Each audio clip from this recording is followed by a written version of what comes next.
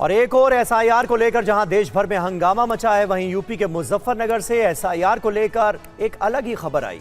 ये रिपोर्ट देखिए। हो गया 28-29 साल। अच्छा, अब डॉक्यूमेंट लेना आया था। ये है शरीफ अहमद, जिन्हें एसआईआर प्रक्रिया ने 28 साल बाद अपनों से मिलवा दिया।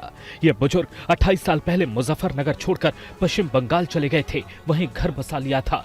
परिजनों और रिश्तेदारों ने उनकी करीब 20 साल तलाश की, लेकिन उनका कुछ पता नहीं चला, तो परिजनों ने उन्हें मृत समझ लिया। हमने ये तस्वुर कर लिया था अब सब ने कि भाई शायद उनका इंतकाल हो चुका। इनको तलाश तो हमने तकरीबन 15-20 साल तलाश किया, लेकिन मेरे छोटे भाई परवेज का फोन पहुंचा कि जी वो चचा शरीफ आ गए। तो मुझे पहली बात तो यकीन नहीं आया और एक अजीब सा लगा, और मैं फौरन कपड़े पहन के सीधा यहाँ आया, तो देखने के बाद पता चला कि वाकई में तो जिंदा है। हाल ही में हुए एसआईआर प्रक्रिया के चलते अचानक शरीफ अहमद मुजफ्फरनगर पहुंचे, क्योंकि पश्चिम बंगाल के मेदिनीपुर के बीएलओ ने उनकी एसआईआर फॉर्म रिजेक्ट कर दिया था। इसलिए कागजात लेने वो अपने घर आए। परिवार के बीच पहुंचने पर उन्हें देखकर सभी भावुक हो गए। शरीफ की बेटियों, भतीजे और रिश्तेदारों ने मुलाकात की। जैसे भी खबर लगी, बुजुर्ग शरीफ से मिलने पहुंचा।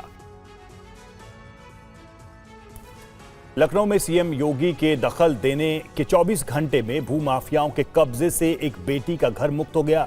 वो बार बार सीएम योगी को धन्यवाद देती। He is a very good person. I give special thanks to our Chief Minister Aditya Yogi uncle. Thank you uncle. CM Yogi को ये उस बेटी का धन्यवाद है जिनके लिए नए साल का पहला दिन न्याय और राहत लेकर आया। अंजुना भट्ट एक दिवंगत सैन्य अधिकारी की बेटी है। लखनऊ के इंदिरा नगर में इनके मकान पर एक भूमाफिया ने कब्जा कर रखा था। इन्होंने इसके लिए सीएम योगी से मुलाकात की थी। उनके दखल देते ही पुलिस ने इनका घर भूमाफिया से कब्जा मुक्त कराकर अंजुना को सौंप दिया। कई सालों से दबंगों की प्रताड़ना झेल रही अंजुना के लिए ये किसी चमत्कार से कम नहीं था। ये बार बार सीएम योगी को धन्यवाद कह रही हैं। चीफ हम लोग के चीफ मिनिस्टर योगी अंकल बहुत अच्छे हैं, बहुत महान है। उन्होंने मेरी दुख में सहायता की है। भगवान उनका भला करे। God bless him. He is a very good person. अपने घर में कदम रखते ही अंजुना की आंखों से आंसू छलक पड़े। अंजुना के पिता स्वर्गीय बिपिन चंद्र भट्ट भारतीय सेना में मेजर थे। वहीं गाजीपुर थाने में केस दर्ज कर भूमाफिया के खिलाफ कार्रवाई कर रही है। रायबरेली में बैंक ऑफ बड़ौदा की मुख्य शाखा से जाली दस्तावेजों के सहारे 48 लोगों ने करीब 9 करोड़ रुपए का लोन ले लिया। मुख्य प्रबंधक की तहरीर पर एफआईआर दर्ज की गई। उत्तर प्रदेश के रायबरेली में बैंक ऑफ बड़ौदा की मुख्य शाखा से जाली दस्तावेजों के सहारे 9 करोड़ रुपए का लोन लेने का मामला सामने आया है। मुख्य प्रबंधक की शिकायत पर 48 आवेदकों के खिलाफ एफआईआर दर्ज की गई है। पुलिस जांच में बैंक कर्मचारियों की भूमिका भी खंगाली जा रही है। जानकारी के मुताबिक जाली दस्तावेजों के जरिए बैंक ऑफ बड़ौदा की शाखा से 9 करोड़ रुपए का लोन लिया गया था। मामले का खुलासा होने पर मुख्य प्रबंधक मुकेश ने सदर कोतवाली में सोमवार की देर शाम 48 ऋण आवेदकों के खिलाफ शिकायत दर्ज कराई है। जिस तरह जाली दस्तावेजों के जरिए बैंक से आसानी से लोन हासिल कर लिया गया, उससे आशंका है कि इस खेल में बैंक अफसरों और कर्मचारी भी शामिल हो सकते हैं। बताया जा रहा है कि 2024 और 2025 में ये फर्जीवाड़ा किया गया है। देखिए, बैंक ऑफ बड़ौदा में एक बड़ा फ्रॉड हुआ है लोन के नाम पर, जिसमें फर्जी दस्तावेज लगाकर अपनी पहचान छुपाकर, ऐसा मुख्य शाखा प्रबंधक ने आरोप लगाया है। पुलिस को कंप्लेन दिया है कि कुछ लोगों ने अपनी पहचान छुपा के फर्जी तरीके से व्यक्तिगत लोन लिया है, जिसमें 48 लोगों के खिलाफ एफआईआर दर्ज हुआ है। हमीरपुर में तेज रफ्तार ट्रक ने पहले एक ऑटो रिक्शा को टक्कर मार दी। ऑटो रिक्शा ट्रक के पिछले हिस्से में फंस गया, पर ट्रक चालक ने ब्रेक मारने के बजाय रफ्तार बढ़ा दी। हमीरपुर में दिल दहला देने वाली घटना का वीडियो सामने आया, जिसमें देखा जा सकता है कि टक्कर के बाद ऑटो के पुर्जे उड़ते हैं। चिंगारी निकलती रही, लेकिन ब्रेक लगाने की बजाय ट्रक ड्राइवर ऑटो को काफ़ी दूर तक घसीटता रहा। दरअसल हमीरपुर में तेज़ रफ्तार ट्रक ने पहले एक ऑटो रिक्शा को टक्कर मार दी। ऑटो रिक्शा ट्रक के पिछले हिस्से में फंस गया, पर ट्रक चालक ने ब्रेक लगाने की बजाय रफ्तार बढ़ा दी। लोगों ने पीछा किया, लेकिन इस बीच वो ऑटो रिक्शा को 2 किलोमीटर तक घसीटता ले गया। कुछ बाइक सवारों ने भी ट्रक का पीछा किया, पर पिटाई के डर से ट्रक चालक ने गाड़ी नहीं रोकी। इस दौरान ऑटो रिक्शा बुरी तरह से चकनाचूर हो गया। ऑटो रिक्शा का ड्राइवर गाड़ी की बॉडी में ही बुरी तरह से कुचल गया और उसके शरीर की हड्डियां चकनाचूर हो गईं। मौके पर ही उसकी मौत हो गई। भागने की कोशिश में घिसट रहे ऑटो रिक्शा से टकराकर कई दूसरे लोग भी घायल हुए। भीड़ की पिटाई के डर से ट्रक ड्राइवर भागकर थाने में घुस गया। पुलिस ने ट्रक चालक को हिरासत में ले लिया है। और कटिहार के कुर्सेला में नए साल की खुशियां उस समय मातम में बदल गईं जब बेखौफ अपराधियों ने सागर झा नाम के युवक की दिन दहाड़े हत्या कर दी। वारदात SH 77 स्थित शहीद चौक के पास हुई। सागर झा अपनी 1 साल की बेटी जानवी के जन्मदिन के लिए केक खरीदने बाजार आए थे। जैसे ही वे केक का ऑर्डर देकर अपनी कार में बैठने लगे, बाइक सवार 2 अपराधियों ने उन पर नजदीक से ताबड़तोड़ 6 गोलियां चलाई, जिनमें से 3 उन्हें लगी और मौके पर ही उनकी मौत हो गई।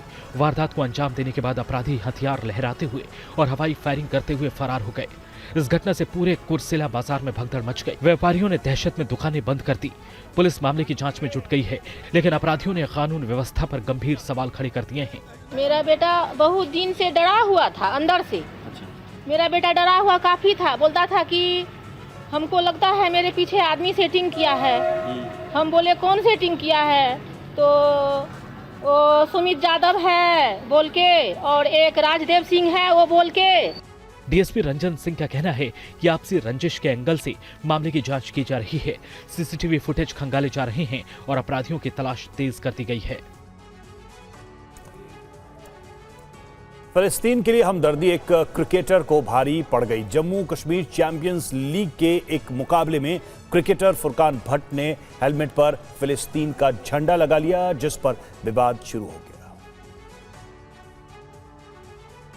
जम्मू के केसी स्पोर्ट्स क्लब ग्राउंड में जम्मू कश्मीर चैंपियंस लीग का मुकाबला चल रहा था। फुरकान भट्ट बल्लेबाजी कर रहे थे। हैरानी की बात तो यह है कि फुरकान ने अपने हेलमेट पर फिलिस्तीन का झंडा लगाया हुआ था। अब इस तस्वीर को देखिए। नॉन स्ट्राइक एंड पर खड़े बल्लेबाज के हेलमेट पर कोई झंडा नहीं। स्थानीय टूर्नामेंट में फिलिस्तीन के लिए हमदर्दी का यह वीडियो वायरल हुआ तो जम्मू कश्मीर पुलिस ने तुरंत मामले का संज्ञान लिया। क्रिकेटर फुरकान भट्ट को पूछताछ के लिए तलब किया गया। साथ ही टूर्नामेंट के आयोजक को भी पुलिस ने पूछताछ के लिए बुलाया। अब पुलिस जानने की कोशिश कर रही कि मैच के दौरान इस तरह के प्रतीक इस्तेमाल करने के पीछे क्या मंशा थी और क्या इसके लिए आयोजकों से कोई अनुमति ली गई थी या नहीं। जानकारी के मुताबिक जम्मू कश्मीर क्रिकेट एसोसिएशन ने भी इस मामले का संज्ञान लिया है। साथ ही एसोसिएशन ने खुद को इस टूर्नामेंट से भी अलग कर दिया है। खेल के मैदान पे भी अलगाववाद की भावना और खासकर इस तरीके की संवेदनहीनता ये कभी भी बर्दाश्त नहीं की जाएगी। उक्त लोगों के खिलाफ कार्रवाई भी हो और इस सारे मामले की पूरी जांच भी हो। और मुंबई से सटे नया गांव इलाके में एक सैलून में देश विरोधी कश्मीर बनेगा पाकिस्तान गाना बजाने का मामला सामने आया है। अब यह मामला तूल पकड़ने लगा है। ये वही शख्स है जो रहता तो हिंदुस्तान में है लेकिन गाना बजाता है कश्मीर बनेगा पाकिस्तान। अब इस शख्स को ये गाना भारी पड़ गया है। पुलिस ने इस मामले में FIR दर्ज कर एक युवक को गिरफ्तार किया है। ये कार्रवाई हिंदू संगठनों की शिकायत के बाद की गई है। हालांकि गिरफ्तारी से पहले ये शख्स सफाई भी देता नजर आ रहा है। गलती से नहीं पढ़े लिखे नहीं हो वो बात तो चलो ठीक है, कश्मीर पाकिस्तान बनेगा मैडम, लेकिन तो पूरा एक हमेशा का है, रहते इंडिया में है, गाते पाकिस्तान की है। मामला नया गांव के चिंचोटी इलाके का है। FIR के मुताबिक गुरुवार की दोपहर करीब 1:30 बजे police sub inspector Pankaj किलजे private वाहन से पेट्रोलिंग पर थे और इसी दौरान दुर्गा माता मंदिर करम पाड़ा के सामने रूहान हेयर कटिंग सैलून से लाउड स्पीकर पर तेज आवाज में कश्मीर बनेगा पाकिस्तान गाना बजने की आवाज सुनाई दी। गाने की आवाज सुनकर पुलिस तत्काल सैलून के भीतर पहुंची। सब इंस्पेक्टर पंकज किलजे ने जब अभियुक्त के मोबाइल फोन की जांच की तो पाया गया कि YouTube ऐप के जरिए उक्त गाना चलाया जा रहा था। पुलिस के अनुसार ये गाना भारत की संप्रभुता, एकता और अखंडता के खिलाफ है।